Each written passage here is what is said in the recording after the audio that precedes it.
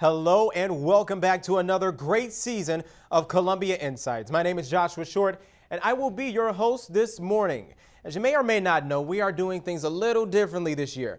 We have revamped Insights to be a fantastic talent competition to showcase Columbia's best talent. We're calling this season Creative Clash. On the show with us today, we have hilarious comedian Edgar Mota. He's going to do a great stand-up routine for us right now. So without further ado, here's Edgar Mota. Thanks a lot, host. Thank you. So like the host said, my name is Edgar Mota.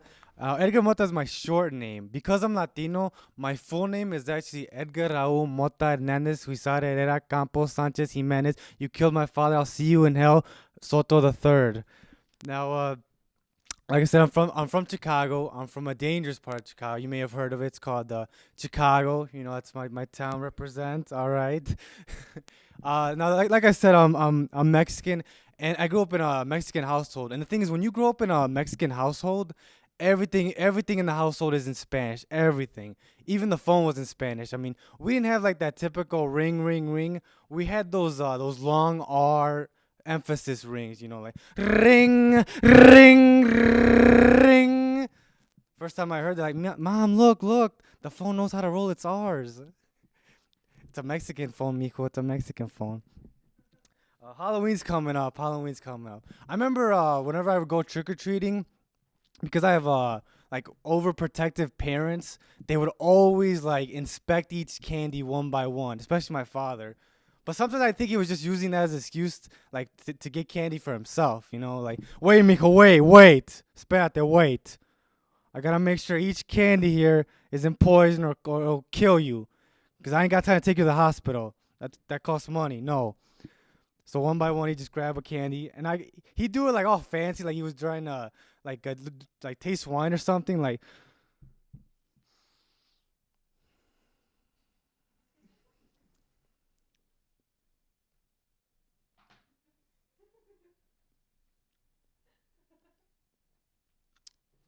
okay, mijo, this one's good. Thanks, pa. You just ate all of it. Yay. So, so the thing is, I'm a college student, and I'll be the first to admit I'm poor. And one of the things I do, and the thing is, you know, being a young adult, I have needs, and one of the things I'll do is, you know, being poor, having needs, rather than call like you know, one of those sex hotlines, because one, it's 2014, who the hell does that? I'll usually just call like the suicide hotline because it's free, you know. Like, you know, I'll call them, they'll pick it up, like, suicide hotline, how can I help you?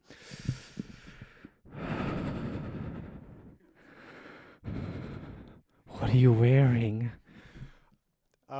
Sir, that's irrelevant. Tell me what you're wearing, or I will kill myself. All right, khakis. Jake from State Farm? Oh my. I remember one time, whenever I ride the subway, once in a blue moon, some random guy would just come up to me and talk to me, which is, to me, it's just weird. But I remember one time, this guy just came up to me and said, like, "Excuse me, are you Polish?" Like, "No, sir, I'm Mexican." "Oh, my mistake. I thought you were gay. I'm sorry." Like, how did we get to that? I mean, how do you go from Polish to gay? It didn't make sense. And then the guy just went off like he just left like it was nothing. Like, all right, yeah, that wasn't like racial profiling, whatever. I remember what was this? This was back in 4th of July. It was a few years back when I was 12. I remember, like, I wanted fireworks, but the thing is, my father, like, he doesn't like to spend money that'll just like, it'll burn or be useless, whatever. So rather than buy me fireworks, he got me a road flare, and pretty much pretty much throughout the entire 4th of July, just be, you know, with the road flare, like, yay, la la. And then, you know, and the thing is, I'd be doing this on the street. The cars would be stopping. One time, this police officer had to pull over, asked me, like, kid, what's the problem? What's the problem? "Oh, it's 4th of July, sir. Happy 4th of July."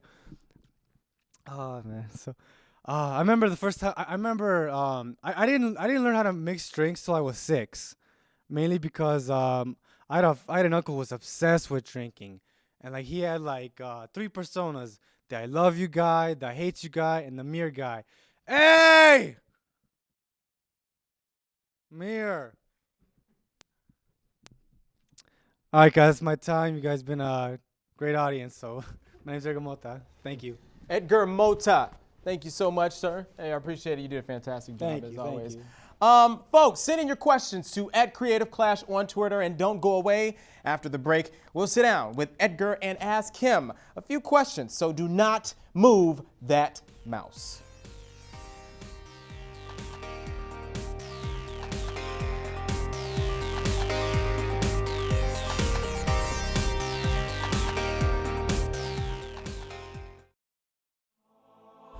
Today, we support the wise, the technically intelligent, the persistent, and the award-worthy. By doing this, we've accepted that without them, we would be nothing. A flatlined pulse, if you will. No matter the obstacle or how far the distance, they are always ready to help. So today, we salute the engineers for their hard work and patience as we continue to ask for guidance. Today, thank an engineer.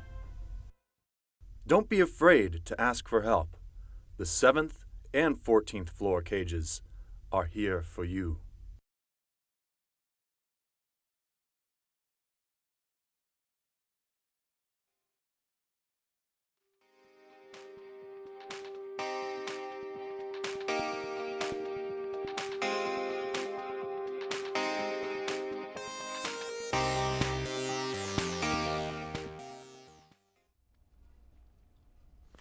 Welcome back to Creative Clash. I just want to remind you guys that you can send in your responses to Edgar's wonderful routine as well as your questions for him by using the handle @CreativeClash on Twitter. Do it right now. We might feature your tweet later on in the show. But now that we've seen what Edgar can do, let's talk about him and his amazing talent. Edgar, amazing job as always. How did you come up? What made you become a comedian?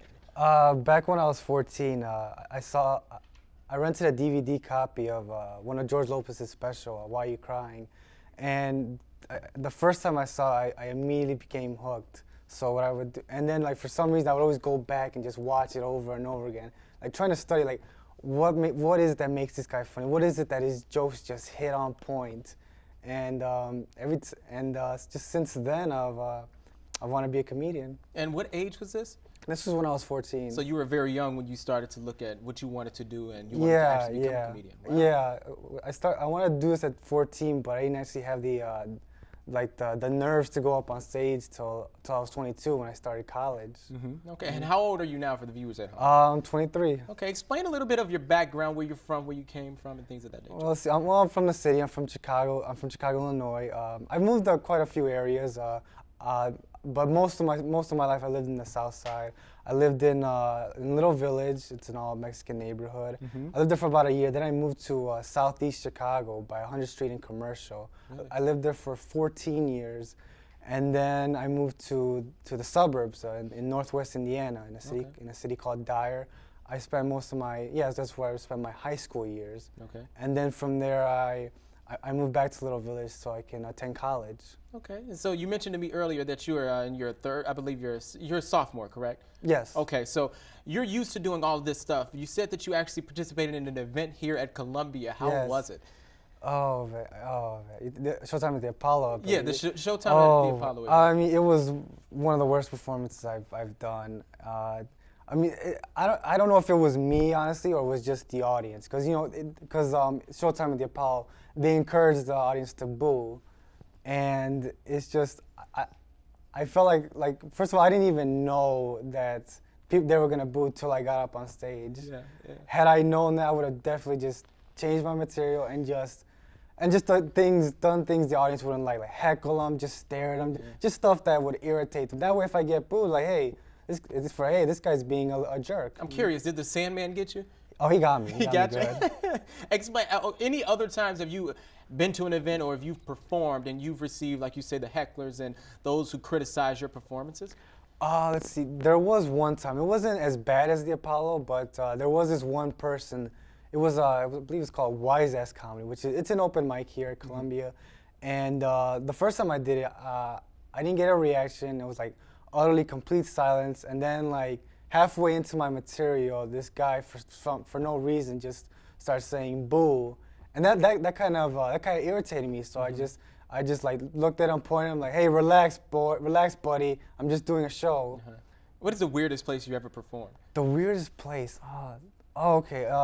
It's actually, again, it's in Columbia. It's the 618 building on the 4th floor. And I say that it's weird because, for one, there was no stage there. It's just pretty much like you're leveled with the audience. And for me, that was weird because usually when I do performances, I'm at least like on a stage that, you know, just to make me feel like, I guess, taller, or just like I don't want to say this, but like I guess empowerment, some sort of. Yeah. And you discussed your family while you were up there. Yeah. How are they helping you out through this process? Oh well, they're helping me with my tuition. That's one. That's for one. Your tuition, I Yes, bet. that's- Oh my God, they're mad at you still, I'm assuming. Well, they're mad I didn't look at more scholarships. They're mad at that. Okay, give me a list of your influences, your major influences when it comes to your comedic endeavors. Okay, well, number one on top of my list, George Lopez, Gabriel Iglesias, Carlos Mencia, Paul Rodriguez, Alex Raimundo, Cheech Marine, what's another one? I had to my tongue just, let's see. It's a lot of them. It Why is. Fluffy? Why Iglesias? Why Fluffy? Well, if you look at all the comedians I mentioned, they're all Latino. And for me growing up, I had trouble just finding my identity, and for me, I kind of leaned back towards comedy, because the first time I saw comedy was George Lopez, and he would always go back to his roots. He always talking about his ethnicity, his family. I mean, he would even throw Spanish in his material, which for me that was interesting. Like just throwing a foreign language into your material. It's because of that I wanted to I guess to widen my Spanish vocabulary. Yeah. Well, guess what? I'm done asking you questions. We have an audience who's watching this show. Cool. They're going to send us some questions. Actually, we have some, and we're going to send it to Maneet. She's going to give us some information from those of you who are watching at home, hitting us up on Twitter. Maneet, what do you have? Laura Rich asks, what's the hardest part about being a comedian? The hardest part, I'd say, is writing the material. Just because, I mean, anybody can go on stage and talk, but if you're not prepared or planning, because that right there is what's gonna get the laughs. And the thing is, like for me, I need those laughs so I can tell my material, so I can just be motivated to continue up on stage rather than just, oh, they didn't laugh, I want to get out of here, you know. And these are all true experiences, I'm assuming. Yeah, they're true. Wow. Okay. Maneet, you have some more for us? Yeah, Pizza Princess asks, what's the hardest part, or what do you like to do in your free time besides comedy? Comedy, I like to work out. I like to watch movies, TV, YouTube. I'm a huge YouTube addict. So that's another thing. That's another thing I want to do one day. Just start a YouTube channel. Just start making sketches, skits, like that. Without a doubt, you got the material to do that. Without a doubt. Thank you. We have, I think, one final one, correct? Yes, we do. From Alexis, what comedians inspired you? I love me some Chelsea Peretti. Okay. Let's see. I think I've mentioned this, but I'll mention it again. It's Carlos Mencia, Gabriel Iglesias, George Lopez, Cheech Marine, Paul Rodriguez, Willie Barcena, Alex Raimundo. Really, when you think about it, most of my influence are Latino comedians because I can relate to them. I know what it's like to grow up with these type of people, and how they dealt with it, and just anything like that, I can relate 100%. And I think because of that, that's what influenced me to become a comedian. Edgar, thank you so much, brother. We really appreciate it. And unfortunately, that's about all the time we have for today. Thank you to all the viewers who are watching at home. If you loved Edgar, vote for him at tinyurl.com/vote Creative Clash. I know that's a long link. He can't win without your vote. If you want to see more talent, tune in to the next show at 4 p.m. today. I'm your host, Joshua Short. Thank you for watching Creative Clash, and I will see you next week.